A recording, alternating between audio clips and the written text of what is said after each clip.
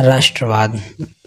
राष्ट्रवाद का अर्थ होता है कि एक नई प्रकार की सोच जो एक लोगों के समूह अथवा देश में पैदा होती है। प्रथम राष्ट्रवाद 1779 ईस्वी में फ्रांस देश में हुआ था। यह राष्ट्रवाद होने का कारण था कि फ्रांस से पेरिस में बोली जाने वाली और लिखी जाने वाली भाषा को अपने देश में बोलने के लिए सबका वर्चस्व बढ़ाया था। यही कारण था कि फ्रांस में राष्ट्रवाद हुआ। यूरोप में राष्ट्रवाद। जर्मनी, इटली, स्विट्जरलैंड 18वीं शताब्दी के बीच में ये डचीलों और कर्टिनों में विभाजित थी। कुछ महत्वपूर्ण कारकों ने यूरोप में राष्ट्रवाद का उदय को जन्म दिया, जो हैं नए मध्यम वर्ग का राष्ट्रवाद की विचारधारा का प्रकार, रूढ़िवादियों की नई भावना और वियना की संधि, क्रांतिकारियों का उदय, नए मध्यम वर्ग का उदय। यूरोप के पश्चिमी और मध्य भागों में उद्योग बहुत ज़्यादा होते थे, इसीलिए व्यापार में बढ़ोतरी हुई और शहरों का विकास हुआ।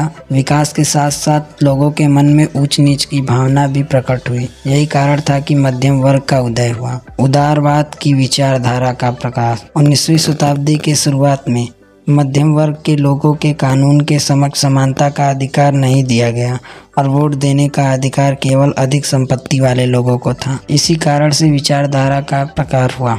वियना की संधि। नेपोलियन द्वारा जर्मनी महासंघ के 39 राज्यों में पहले की तरह बनाया रखा गया। फ्रांसीसी क्रांति के दौरान हटाए गए राजवंश को सत्ता में बहाल किया गया था। फ्रांस ने नेपोलियन के अंतर्गत कब्जे आने वाले प्रदेशों को खो दिया। क्रांतिकारियों का उदय। क्रांतिकारियों का उदय जुलाई 1830 ईस्वी में हुआ। जुलाई क्रांति से ब्रुसेल्स में भी एक विद्रोह फैला, जिसमें बेल्जियम को United Kingdom of the Netherland से अलग कर दिया। तो यही था हमारा राष्ट्रवाद का उदय। तो कैसा लगा दोस्तों हमारा वीडियो? अगर अच्छा लगा तो थैंक्स फॉर वॉच।